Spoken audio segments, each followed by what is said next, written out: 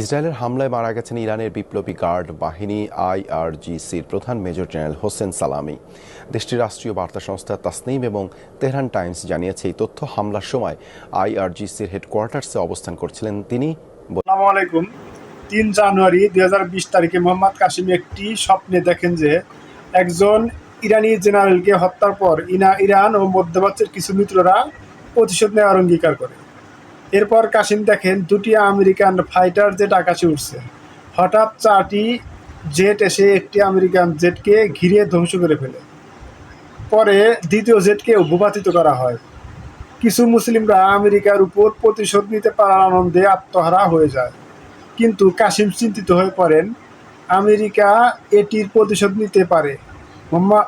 মুসলিম বিশ্বের অনেকেই ভীত হয়ে পড়ে। এরপর তিনি নিজেকে মধ্যপ্রাচ্যে দেখতে পান। তিনি ভাবেন এখন সব কিছু শান্ত, কিন্তু আমেরিকা আক্রমণ করলে ধ্বংস আর বিশৃঙ্খলা ছড়িয়ে পড়বে। তিনি সিদ্ধান্ত নেন ধ্বংস শুরু হওয়ার আগেই সেই স্থান ছেড়ে চলে যাবেন।